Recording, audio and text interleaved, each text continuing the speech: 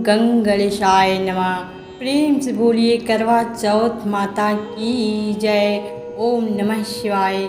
सनातन धर्म की जय हो। नमस्कार दोस्तों, प्रिय भक्तों, आपके अपने इस YouTube चैनल में बहुत बहुत स्वागत है।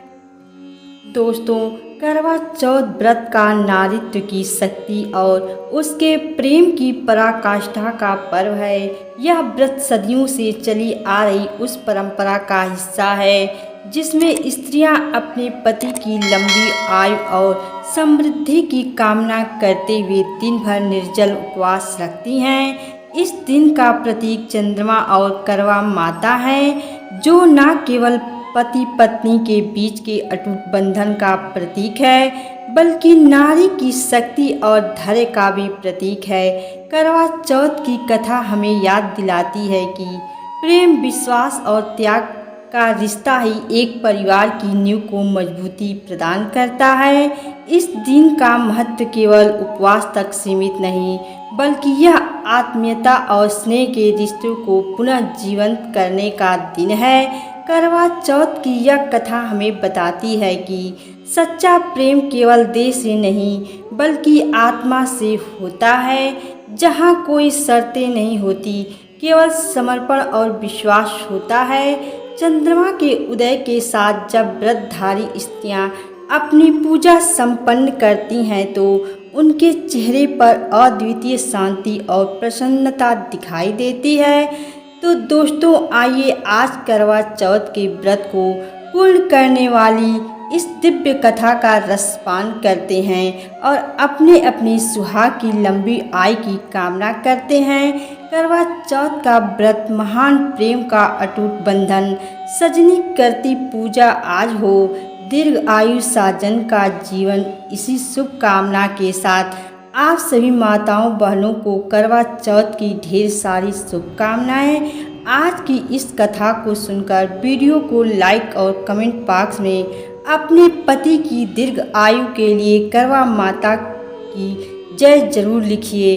करवा चौथ व्रत की पहली पौराणिक कथा के अनुसार करवा देवी अपने पति के साथ तुंगभद्रा नदी के पास रहती थी। एक दिन करवा के पति नदी में स्नान करने गए तो एक मगरमच्छ ने उनका पैर पकड़ लिया और नदी में खींचने लगा।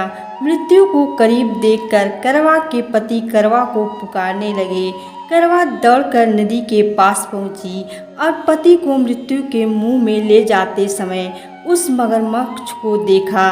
करवा ने तुरंत एक कच्चा धागा लेकर मगरमच्छ को एक पेड़ से बांध दिया। करवा के सतीत्व के कारण मगरमच्छ कच्चे धागे में ऐसा बंधा कि टस से मस नहीं हो पा रहा था। करवा के पति और मगरमच्छ दोनों के प्राण संकट में फंसे हुए थे। करवा ने यमराज को पुकारा और अपने पति को जीवन दान देने और मगरमच्छ को मृत्यु दंड देने के लिए कहा। यमराज ने कहा, मैं तो ऐसा नहीं कर सकता, क्योंकि अभी मगरमच्छ की आयु शेष है और तुम्हारे पति की आयु पूरी हो चुकी है। तब क्रोधित होकर करवा ने यमराज जी से कहा कि अगर आपने ऐसा नहीं किया तो मैं आपको श्राप दे दूंगी। सती के श्राप से भयभीत होकर यमराज ने तुरंत मगरमच्छ को यमलोक भेज दिया और करवा के पति को जीवन दान दे दिया। इसलिए करवा चौथ के व्रत में सुहागिन महिलाएं करवा माता से प्रार्थना करती हैं कि हे करवा माता, जैसे आपने अपने पति को मृत्यु के मुंह से वापस निकाल लिया, वैसे ही मेरे सुहाग की भी रक्षा करना। प्रेम से बोलिए करवा माता की जय। प्रिय भक्तगणों, आइए अब दूसरी कथा का श्रवण करते हैं। एक ब्राह्मण के 7 पुत्र और वीरावती नाम की एक पुत्री थी। 7 भाइयों की अकेली बहन होने के कारण वीरावती सभी भाइयों की लाडली थी और सभी भाई उसे अपनी जान से बढ़कर प्रेम करते थे। कुछ समय बाद वीरावती का विवाह किसी ब्राह्मण युवक से हो गया। विवाह के बाद वीरावती मायके आई और फिर उसने अपनी भाभियों के साथ करवा चौथ का व्रत रखा। लेकिन शाम होते होते वह भूख से व्याकुल हो उठी। सभी भाई खाना खाने बैठे और अपनी बहन से भी खाना खाने का आग्रह करने लगे। लेकिन बहन ने बताया कि उसका आज करवा चौथ का निर्जला व्रत है और वह खाना सिर्फ चंद्रमा को देकर ही खाना खा सकती है। लेकिन चंद्रमा अभी तक निकला ही नहीं, इसलिए वह भूख से व्याकुल हो उठी है। वीरावती की ऐसी हालत उसके भाइयों से देखी नहीं गई और फिर एक भाई ने पीपल के पेड़ पर एक दीपक जलाकर चलनी की ओट में रख दिया और दूर से देखने पर ऐसा लगा मानो चाँद निकल आया हो। फिर एक भाई ने आकर वीरावती को कहा, बहन चाँद निकल आया है, तुम चाँद को अर्घ देने के बाद भोजन कर सकती हो। बहन खुशी के मारे सीढ़ियों पर चढ़कर चाँद को देखने लगी और चाँद को अर्घ देकर भोजन करने बैठ गई। उसने जैसे ही पहला टुकड़ा मुंह में डाला तो उसे छींक आ गई, दूसरा टुकड़ा मुंह में डाला तो उसमें बाल निकल आया। उसके बाद जैसे ही उसने तीसरा टुकड़ा मुंह में डालने की कोशिश की, तभी उसे ससुराल से समाचार मिला कि उसके पति का स्वास्थ्य बहुत खराब है, वह शीघ्र अपने पति को देखने ससुराल पहुंच जाए। इसके बाद उसकी भाभी ने सच्चाई बताई कि उसके साथ ऐसा इसलिए हुआ क्योंकि उसने करवा चौथ का व्रत बिना चंद्रोदय की पूजा किए ही तोड़ दिया था। उसके भाइयों ने आग जलाकर झूठ कहा कि चाँद निकल गया और उसने सच मानकर अपना व्रत तोड़ दिया। इस कारण उसका पति बीमार पड़ गया। सच्चाई जानने के बाद वीरावती अपने ससुराल को गई और वह प्रतिज्ञा की, मैं अपने पति को कुछ नहीं होने दूंगी।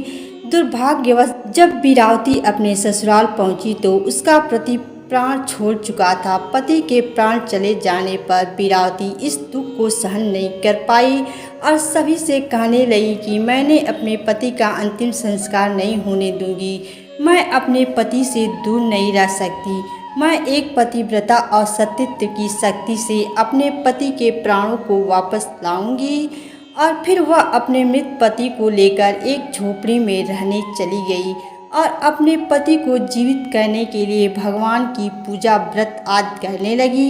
इस प्रकार एक साल बीता। फिर करवा चौथ का व्रत आने पर उसने विधि विधान से निर्जल और निराहार रहकर करवा चौथ का व्रत रखा। चौथ माई की और गणेश भगवान की पूजा की। रात को चंद्र देवता को अर्घ देकर व्रत का समापन किया। व्रत का समापन होते ही उसका पति जय गणेश जय गौरी जय गणेश जय गौरी कहता हुआ पुनर्जीवित हो गया। इस प्रकार करवा चौथ व्रत के पूरे प्रभाव से वीरावती का पति उसे वापस मिल गया और तब वीरावती ने चौथ माई से प्रार्थना करी कि हे माँ, जिस प्रकार आज आपने इस वीरावती को सुहागिन बनाया और चिर सुहाग का आशीर्वाद दिया, ठीक उसी प्रकार हे माता हे गणपत भगवान सभी स्त्रियों को सुहागन रखने का आशीर्वाद देना। प्रेम से बोलिए करवा माता की जय। नमस्कार दोस्तों, यह कथा आप लोगों को कैसी लगी कमेंट करके ज़रूर बताएं तथा वीडियो को लाइक और अभी तक चैनल को सब्सक्राइब नहीं किया है तो कृपया चैनल को सब्सक्राइब कर दीजिए। सदैव आपके ऊपर करवा माता और गणेश भगवान की कृपा बनी रहे। प्रेम से बोलिए करवा माता की जय।